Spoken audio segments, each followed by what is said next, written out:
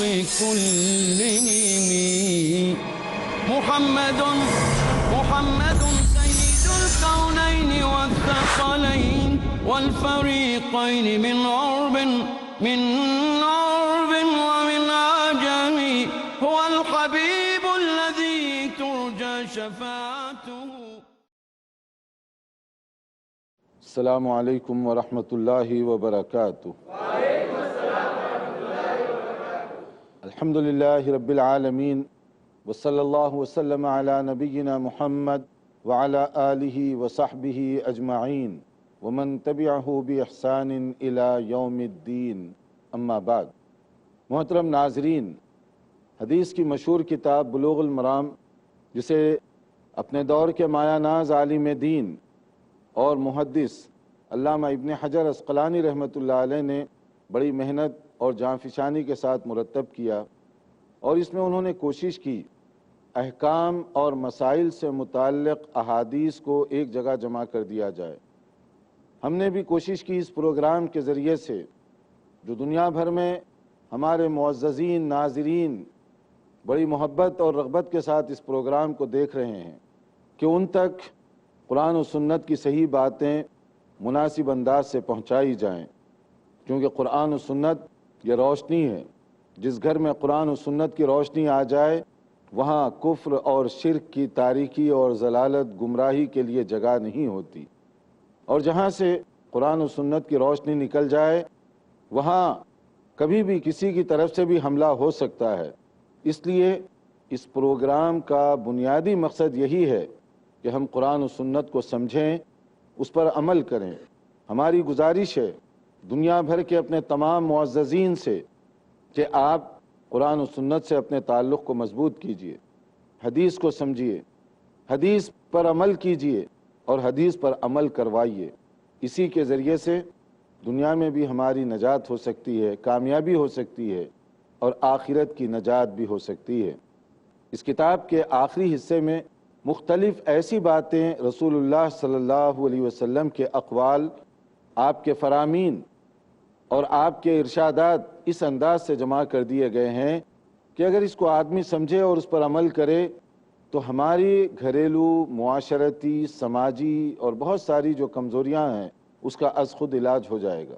اس لیے اس کو پڑھیے، اس کو سمجھیے۔ اس کے مختلف زبانوں میں تراجم اور اس کی شرحیں موجود ہیں، ان کے ذریعے سے بھی آپ اس میسیج کو سمجھ سکتے ہیں۔ ہم نے کوشش کی کہ اس کے مختلف جو ابواب ہیں، ہر باب کی تفصیل آپ کو بتاتے جائیں۔ یہ جو آخری حصہ ہے، جو پچھلے لیکچر میں بھی ہم نے اس کے بارے میں کچھ مزید باتیں بتائی تھیں، اسی سلسلے کو آگے بڑھاتے ہوئے رسول اللہ صلی اللہ علیہ وسلم نے مسلمانوں کی مثال ایسے انداز سے دی کہ اس سے بہتر کوئی اور تشبیہ یا تعریف یا تمثیل نہیں ہو سکتی۔ نبی کریم صلی اللہ علیہ وسلم نے ارشاد فرمایا، المؤمن مرآت اخیہ المؤمن، کہ مسلمان اپنے مسلمان بھائی کے لیے شیشہ، آئینہ، مرر کی حیثیت رکھتا ہے۔ بڑی اس کے اندر عمدہ اگزامپل ہے کہ آپ غور فرمائیے کہ مسلمان کو دوسرے مسلمان کے لیے مرر، آئینہ کہا جا رہا ہے۔ کیا معنی ہوا اس کا؟ یہ نہیں ہے کہ ہم اپنا چہرہ دیکھنے کے لیے آئینہ دیکھیں، بلکہ آئینہ جب آدمی دیکھتا ہے، آئینے سے جو تشبیہ دی جا رہی ہے مرر سے، اس میں کئی پہلو ہیں۔ ایک تو یہ ہے کہ جب آدمی شیشہ دیکھتا ہے تو اس کی کمی، خوبی، خرابی، ساری چیزوں کو آئینہ بتا دیتا ہے کہ آپ کے چہرے پر یہ داغ ہے، یہ دھبا ہے، یہ خوبی ہے، اور جتنا ہے اتنا ہی بتائے گا۔ ایسا نہیں ہوتا کہ مرر آپ کی داڑھی چھوٹی ہو لمبی بتا دے، یہ نہیں ہو سکتا کہ مونچھیں غائب ہوں اور اس کے اندر مرر بتائے کہ آپ کی مونچھیں ہیں، بلکہ جو ہے وہی بتائے گا۔ اور دوسرے جب آپ سامنے ہوں گے تب بتائے گا۔ جب آپ آئینے کو رکھ دیں یا وہاں سے ہٹ جائیں پھر کچھ نہیں کہے گا آئینہ، یعنی آپ کی تصویر اس سے غائب ہو جائے گی۔ اس کے اندر اصل میں ہمارے لیے پیغام کیا ہے سوچنے کا؟ نبی کریم صلی اللہ علیہ وسلم نے یہ جو مثال دی، اس کا معنی یہ ہے کہ ایک مسلمان دوسرے مسلمان کے لیے مرر کا کام کر رہا ہے۔ اس کی خوبی ہو تو آپ میں اتنا ظرف اور حوصلہ ہونا چاہیے کہ اس کی خوبی کا اعتراف کریں، اور اگر کبھی کوئی کمزوری ہو جو کہ کسی بھی آدمی کے اندر ہو سکتی ہے تو آپ بتائیے کہ کیا خرابی ہے اور کتنی خرابی ہے، اور کس کو بتائیے؟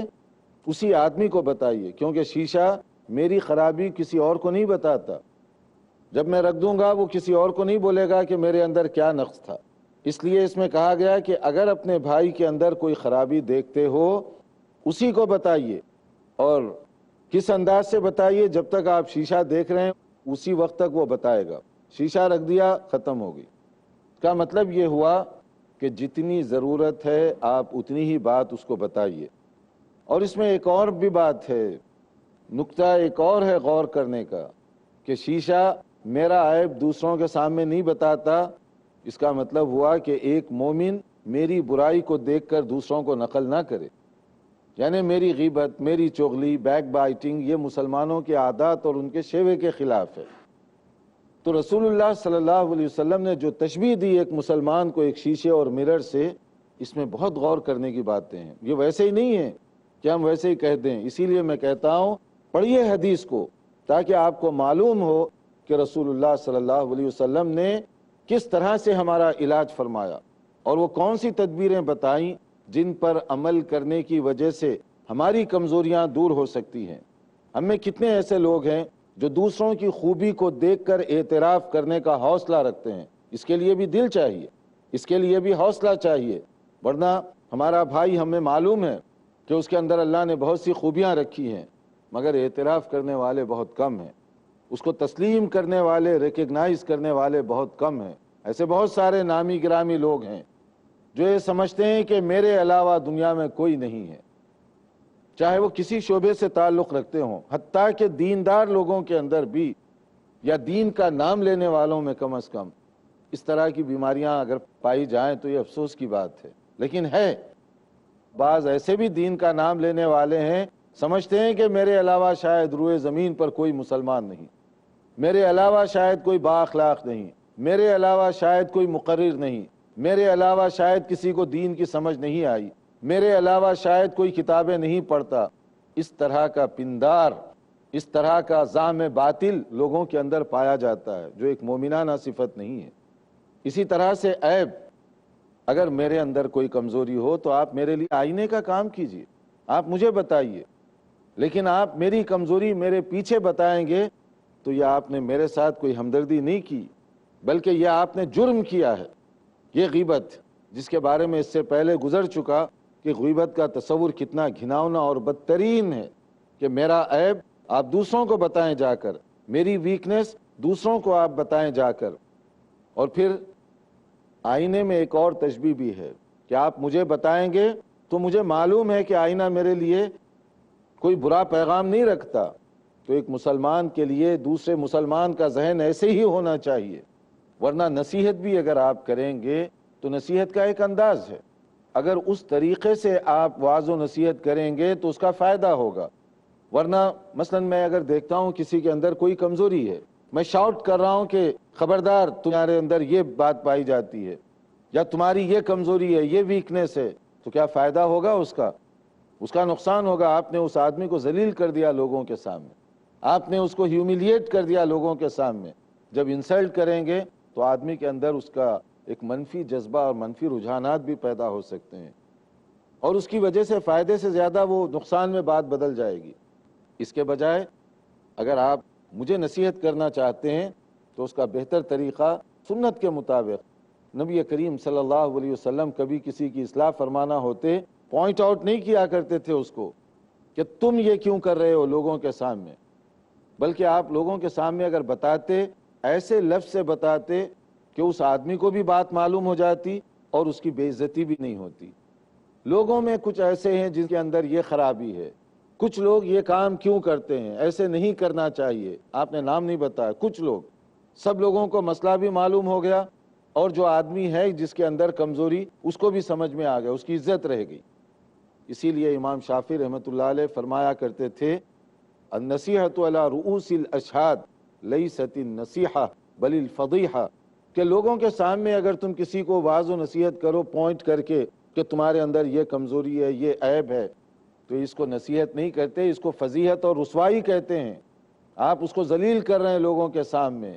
عیب ہے تو ہاتھ پکڑیے، ذرا باہر لے جائیے، کنارے لے جائیے، اس کو بتائیے کہ یہ تمہارے اندر کمزوری پائی جاتی ہے، اور وہ آدمی ہو سکتا ہے کہ آپ کے اس خیر خواہانہ اسلوب کی وجہ سے اپنی اصلاح کر لے۔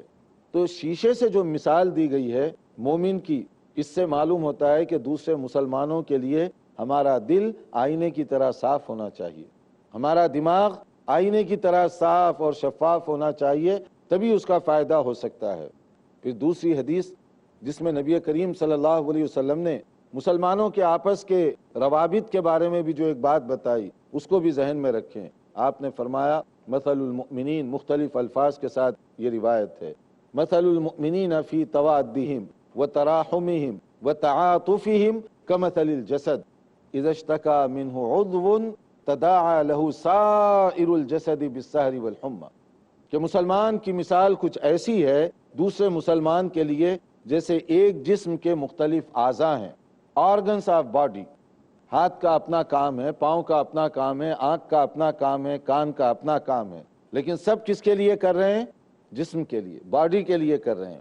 ہاتھ کی بھی ضرورت ہے، پاؤں کی بھی ضرورت ہے، آنکھ کی بھی ضرورت ہے، کان کی بھی ضرورت ہے، سب جسم کے لیے ضروری حصہ ہیں اور سب جسم کے لیے کام کر رہے ہیں۔ اور اس کا تعلق کیسے ہوتا ہے؟ ایک جسم کی طرح سے۔ کبھی آپ نے دیکھا ہوگا کہ پاؤں میں اگر کانٹا بھی چبھ جائے، آنسو کہاں سے نکلتے ہیں؟ آنکھوں سے نکلتے ہیں۔ کانٹا آنکھ میں نہیں لگا، پاؤں میں کانٹا چبھا، لیکن آنسو ٹپک رہے ہیں آپ کی آنکھوں سے۔ کیوں؟ یہ دونوں ایک ہی جسم کا حصہ ہیں۔ اس کی تکلیف آنکھ محسوس کر رہی ہے، اور پھر اس کی وجہ سے جو بخار کی کیفیت ہوتی ہے، جو اس کی وجہ سے آدمی کو اور جو تکلیف ہوتی ہے، پوری باڈی اس کے اندر مبتلا ہے۔ تو اس کا معنی یہ ہوا کہ ایک مسلمان کو اگر کہیں پر کوئی تکلیف پہنچے، دوسرا مسلمان اس کی تکلیف اپنے دل میں محسوس کرے۔ ورنہ یہ کس بات کے اسلام اور مسلمانیت ہے کہ ایک مسلمان تڑپے، میں دیکھ رہا ہوں اور گزر رہا ہوں، میرے دل میں اس کا احساس تک پیدا نہیں ہوا، میرے اندر اس کے بارے میں کوئی چھوٹا سا تصور تک نہیں پیدا ہو سکا، تو پھر یہ کہاں کی اسلامی مثال ہوئی؟ اور اسی طرح سے ایک مسلمان دوسرے مسلمان کے لیے ہمدردی اور خیر خواہی کا جذبہ رکھتا ہے، بھلائی، عفو درگزر کا جذبہ رکھتا ہے۔ ورنہ ایک مسلمان دوسرے کو ڈیمیج کرنے کی کوشش کرے تو یہ اس طرح تو بات صحیح نہیں ہوئی۔ اسی لیے نبی صلی اللہ علیہ وسلم نے ایک اور مثال دی، المؤمن للمؤمن کالبنیان یشد بعضہ بعضا، مسلمان دوسرے مسلمان کی سپورٹ کا ذریعہ بنتا ہے۔ جیسے ایک دیوار ہے، اس کے مختلف اینٹ ہوتی ہیں، ایک اینٹ دوسرے اینٹ کے لیے تقویت کا سبب بنتی ہے، اینٹوں کو الگ الگ کر دیا جائے تو پوری دیوار ڈیمیج ہو جائے گی۔ اسی طرح مسلمانوں کی مثال باہمی ایک دیوار اور اینٹوں کی جیسا ہے کہ ایک دوسرے کی سپورٹ، سہارا، مدد یہ ہونا چاہیے۔ اگر یہ نہ ہو تو اس کا معنی یہ ہوا کہ ہم نے سیرت اور ہم نے نبی صلی اللہ علیہ وسلم کے پیغام سے کچھ سبق حاصل کرنے کی کوشش نہیں کی۔ دیکھتے رہیے پروگرام۔ وقت ہوا ایک وقفے کا، وقفے کے بعد حاضر ہوں گے انشاءاللہ۔ محمد سید الکونین والثقلین، بسم اللہ الرحمن الرحیم، اقرأ باسم ربک الذی خلق، خلق الانسان من علق۔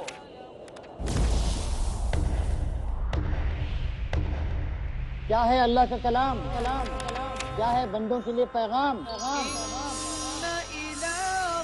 کیا ہے مقصد حیات، سمجھیے وضاحت کے ساتھ تاکہ نجات ملے تاریکیوں سے، نور پھوٹے زندگیوں سے۔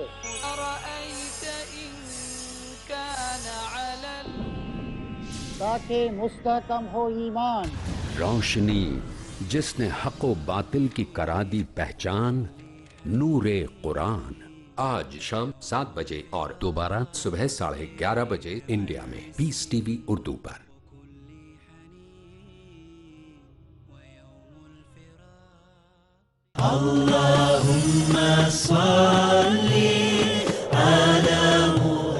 احادیث نبوی صلی اللہ علیہ وسلم۔ حضرت ابو ہریرہ رضی اللہ عنہ سے روایت ہے کہ اللہ کے رسول صلی اللہ علیہ وسلم نے بیان فرمایا، جو شخص لوگوں کا شکریہ ادا نہیں کرتا وہ اللہ کا بھی شکر گزار نہیں ہوتا۔ سنن ترمذی کتاب البر والصلہ باب نمبر 35 حدیث نمبر 1954۔ محمد سید الکونین والثقلین۔ ناظرین، وقفے سے پہلے ہم بتا رہے تھے کہ ایک مسلمان دوسرے مسلمان کے لیے شیشے کی حیثیت رکھتا ہے، اور مسلم سماج کے افراد اینٹ اور دیوار کی حیثیت رکھتے ہیں کہ ہر اینٹ ضروری ہے دیوار کی مضبوطی کے لیے۔ اسی طرح سے مسلم کمیونٹی کے لیے ہر مسلمان کی اپنی اہمیت ہے، ہر ایک کی اپنی امپورٹنس ہے، تاکہ وہ دوسرے کے لیے سہارا بنے۔ لیکن اگر کوئی مسلمانوں کو کاٹنے کی کوشش کرے، نقصان پہنچانے کی کوشش کرے، تو اس ایگزامپل کے بالکل الٹا چلا جائے گا۔ تو ایک مسلمان دوسرے کے لیے نقصان کا کبھی سوچ نہیں سکتا، اس کے دل میں اتنی ہمدردی ہوتی ہے کہ وہ اپنا نقصان برداشت کرے گا مگر اپنے بھائی کا نقصان برداشت نہیں کر سکتا۔ یہ انداز ہونا چاہیے ایک مسلمان کا۔ پھر نبی کریم صلی اللہ علیہ وسلم نے ایک اور جو حدیث میں ارشاد فرمایا، المؤمن الذی یخالط الناس ویصبر علی اذاہم خیر من الذی لا یخالط الناس ولا یصبر علی اذاہم۔ بعض اوقات ایسے ہوتا ہے، حالات کو دیکھ کر لوگ چاہتے ہیں کہ کسی گوشے میں چلے جائیں، پہاڑ کے کنارے چلے جائیں، وہاں زندگی کے دن گزار دیں، لیکن کیا اس طرح کرنا درست ہوگا؟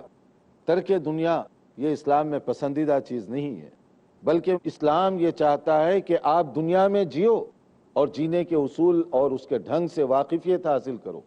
دنیا کو چھوڑ دینا یہ رہبانیت ہے۔ اور دیگر جو مذاہب ہیں انہوں نے تقوی اور اس کا تصور یہ پیدا کیا کہ آپ دنیا کو چھوڑ کر پہاڑوں میں چلے جائیں، غاروں میں بیٹھے رہیں، آپ دریا کے کنارے اپنی زندگی گزار دیں، لیکن اسلام میں رہبانیت کا کوئی تصور نہیں رکھا گیا۔ لا رہبانیت فی الاسلام، اسلام میں رہبانیت ایکسیپٹڈ نہیں ہے، اس کو قبول نہیں کیا جائے گا۔ تو آپ کے لیے اسلام نے جو تعلیم دی ہے، لوگوں میں جئیں، لوگوں میں رہیں، وہ آدمی زیادہ بہتر ہے۔ اور جب لوگوں میں رہیں گے تو ظاہر ہے کہ ہر آدمی آپ کے لیے اپنی طبیعت کے مطابق نہیں مل سکتا۔ کمی بیشی، اونچ نیچ انسانی سماج کا لازمی حصہ ہے، یہ چیزیں ہو سکتی ہیں۔ تو وہاں پر کیا کرنا چاہیے؟ ان کی جو ایسی چیزیں جو آپ کو ناپسند ہوں تو آپ صبر کرنا سیکھیں، برداشت کرنا سیکھیں۔ حلم اور بردباری یہ اسلام کی ضروری تعلیمات میں سے ایک ہے کہ ہمارے اندر بردباری ہونی چاہیے۔ غصہ اور لوگوں کے ساتھ اوور ری ایکشن، ان چیزوں پر آدمی کو کنٹرول کرنا چاہیے۔ اور دوسرے کے لیے بھی یہی کہا گیا کہ آپ برداشت کرنا سیکھیں، حوصلے سے کام لیں۔ تو جو آدمی لوگوں کے ساتھ مل کر رہے اور ان کی تکلیف دہ چیزوں پر صبر کا مظاہرہ کرے تو اللہ تعالیٰ کو ایسا آدمی زیادہ پسند ہے، بنسبت اس آدمی کے جو کچھ لوگ تنگ کیے، اب آپ کہتے ہیں کہ چلو میں یہاں سے چلتا ہوں، کوئی پہاڑ پر زندگی گزار لوں گا۔ تو یہ جو انداز ہے اس کو پسند نہیں کیا گیا۔ یہ صرف اس آدمی کے لیے ہے جو کمزور حوصلے والا ہو اور جو یہ سمجھتا ہے کہ اگر میں لوگوں کے ساتھ رہوں گا تو میرا دین، ایمان سب کچھ چلا جائے گا۔ اس طرح کے آدمی کے لیے خاص حالات میں وہ اجازت دی گئی کہ جاؤ آپ جا کر اپنے ایمان کو بچا لو، ورنہ اسلام یہ چاہتا ہے لوگوں میں رہیں، لوگوں میں جئیں اور ان کو جینے کے صحیح طریقے بتائیں، ان کی جو غلطیاں ہیں اس کو مناسب انداز سے آپ دور کریں۔ تو اس میں ایک بات یہ بھی ہے کہ سماج میں جب ہم رہتے ہیں، معاشرہ جہاں بھی سوسائٹی میں، ہر ایک آپ کی طبیعت کے مطابق نہیں ہوگا، اونچ نیچ ہو سکتی ہے۔ لوگوں کے ساتھ آپ کے جب معاملات ہوں گے تو اچھی بری سب چیزیں ہو سکتی ہیں، لیکن مومن کا انداز یہ ہے کہ کمزور جو پہلو ہیں اس کو نظر انداز کر کے پازیٹیو جو پہلو ہیں، مثبت جو پہلو ہیں اس سے فائدہ اٹھائے، اور جو کمزور پہلو ہیں ان کی اصلاح کی کوشش کرے جتنا ممکن ہو سکتا ہے۔ اصلاح کے طریقے مختلف ہیں، اصلاح کا انداز مختلف ہے، اور اگر آپ اصلاح کرنے کے لیے، یعنی آپ لوگوں میں اچھا کام کرتے ہیں، لوگ مخالفت کریں گے۔ ایک دکاندار کو اگر آپ بولیے کہ آپ دھوکہ بازی مت کیجئے، ناپ تول میں صحیح ایمانداری کا مظاہرہ کیجئے، وہ پسند نہیں کرے گا آپ کی اس ایڈوائس کو، لیکن اگر آپ بولتے رہیں تو ہو سکتا ہے کہ اس کے دل میں یہ بات اتر جائے، اور وہ جو گڑبڑ کر رہا ہے ہو سکتا ہے کہ اس سے وہ اپنی اصلاح کرے، اس سے وہ پرہیز کرے۔ نبی کریم صلی اللہ علیہ وسلم نے ایک اور بات جو فرمائی، خاص طور پر آخری باب سے پہلے کی حدیث، اس کے اندر کہ مومن کا انداز کیا ہونا چاہیے، شکر گزاری کا انداز۔ مومن کسی بھی اللہ کی نعمت کو دیکھتا ہے تو اللہ کو پہچانتا ہے، یعنی نعمت منعم حقیقی اس کو پہچاننے کا ذریعہ بن جانا چاہیے۔ اسی لیے نبی کریم صلی اللہ علیہ وسلم صبح سویرے جب جاگتے تو آپ سورہ آل عمران کی جو آخری آیات ہیں عام طور پر وہ پڑھا کرتے تھے، ان فی خلق السماوات والارض، کہ یہ جو زمین، آسمان، لیل و نہار اور ستارے، سیارے، جو چیزیں آپ کو دکھائی دے رہی ہیں، یہ اللہ کو پہچاننے کا ایک بڑا ذریعہ ہے۔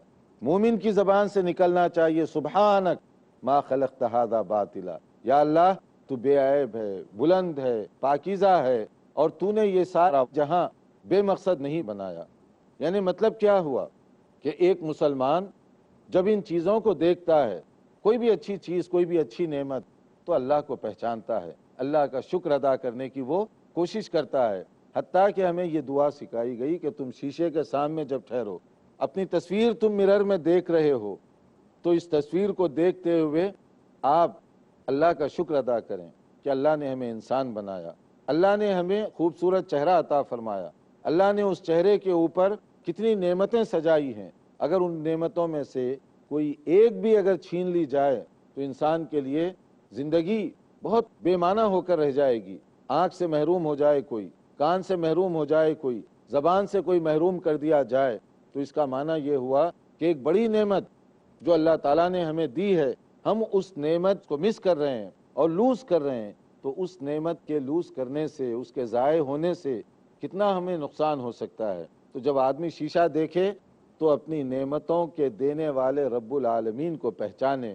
اگر یہ مومنانہ انداز ہے تو آپ نے فرمایا اللہم حسنت خلقی فحسن خلقی، کہ یا اللہ تو نے میرا چہرہ اور میرے اس کے اوپر ناک نقشہ وغیرہ تو بہت اچھا بنایا، اللہم حسنت خلقی، کہ یا اللہ میری پیدائش کو تو نے بہت اچھا بنایا، فحسن خلقی، اب میری یہ دعا ہے کہ تو میرے اخلاق کو بھی اس سے اچھا بنا دے۔ تو ایک مومن ہر نعمت کو دیکھ کر کیسے اللہ کو پہچان رہا ہے، اخلاق کی، سیرت و کردار کی بلندی کی دعا ہر شیشہ دیکھتے ہوئے ہم پڑھ رہے ہیں کہ اللہم حسنت خلقی، پہلے اعتراف کہ یا اللہ تو نے میری پیدائش کو بہترین بنایا، فحسن خلقی، اب میرے اخلاق کو بھی بہتر اور پاکیزہ بنا دے، ورنہ صورت دیکھنے میں اچھی ہے، سیرت ہماری اچھی نہ ہو، ہمارے اخلاق اچھے نہ ہو، کردار اچھا نہ ہو، تو پھر اس بیوٹی کو لے کر کیا کیجئے گا، اس حسن و جمال کو لے کر کیا کیجئے، جو کسی موسم سے بدل بھی سکتا ہے، کبھی بھی ضائع ہو سکتا ہے، لیکن آدمی کا کردار، آدمی کے اخلاق اور آدمی کی جو سیرت ہے، وہ اس کے لیے دنیا میں بھی اور آخرت میں بھی اللہ تعالیٰ کے پاس بڑا اچھا انعام دلانے کا ایک ذریعہ ہے۔ اس لیے ہمیں کوشش کرنی چاہیے کہ ہر نعمت کو دیکھیں، اللہ کا شکر ادا کریں، شیشہ دیکھیں، اللہ تعالیٰ سے خیر کی دعا مانگیں کہ ہمیں تو نے جتنا بیوٹیفل بنایا اس سے زیادہ ہمارے اخلاق اور سیرت کو سنوار دے، کیونکہ اخلاق دنیا میں بھی کام آئیں گے، آخرت میں بھی کام آنے والی چیزیں ہیں۔ ہمارا چونکہ وقت بڑا لیمیٹڈ ہے تو ہمیں یہیں پر اپنے پروگرام کو روکنا پڑ رہا ہے۔ یہاں پر ہم کچھ دیر کے لیے وقفہ دیں گے سوالات کے لیے، تاکہ آپ کے سوالات لے لیں۔ السلام علیکم۔ وعلیکم السلام۔ اگر کسی مسلمان بھائی کو اکیلے میں بلا کر اسے ہدایت دیتے کہ بھائی یہ جو تم کام کر رہے یہ برا ہے، تو وہ بدلے میں یہ جواب دیتا ہے بھائی تم کو اپنی قبر میں جانا ہے اور ہم کو ہماری قبر میں جانا ہے، تو پھر ایسے لوگوں کو کیسے سمجھایا جائے؟ ہاں، بعض اوقات لوگ جو ہے ریئیکشنری جواب دیتے ہیں کہ آپ کو اپنی قبر میں جانا ہے اور ہمیں اپنی قبر میں اپنا اپنا دیکھیں۔ تو یہ جو اپنا اپنا دیکھنا ہے، سیلف سروس کا جو انداز ہے، یہ اسلامی نہیں ہے۔ الدین والنصیحہ، دین خیر خواہی کا نام ہے۔ آپ مسلمان کے لیے خیر خواہ، ایک انسان کے لیے، کسی بھی انسان کے لیے ہمدرد بن جائیے، خیر خواہی کا پیغام لے کر اس کے پاس جائیے۔ اگر وہ یہ کہتا ہے کہ آپ کو اپنی قبر میں جانا ہے تو آپ کہیے کہ ٹھیک ہے تمہاری قبر میں جاؤ گے، لیکن میں یہ بتا رہا ہوں کہ اپنی قبر میں جانے کی تیاری کرو، تاکہ تمہیں قبر میں جو ہے کوئی پرابلم نہ پیش آئے۔ آپ اپنا کام جاری رکھیے۔ اگر اس طرح کے کوئی لوگ کہتے ہیں، ہو سکتا ہے 10 بار اس طرح کی بات کرے اور 11ویں مرتبہ اس کی بات سمجھ میں آ جائے۔ ہمارے اور سوالات ہیں، لیکن چونکہ ہمارا وقت محدود ہے تو یہیں پر ہم اپنے پروگرام کو سمیٹ رہے ہیں۔ انشاءاللہ تعالی حاضر ہوں گے آئندہ پروگرام میں مزید معلومات کے ساتھ۔ انتظار کیجیے ہمارے اگلے لیکچر کا۔ والسلام علیکم ورحمۃ اللہ وبرکاتہ۔ مولاي صل وسلم دائما أبدا على حبيبك خير الخلق كلهم محمد محمد سيد الكونين والثقلين والفريقين من عرب ومن عجم هو الحبيب الذي ترجى شفاعته هو الحبيب الذي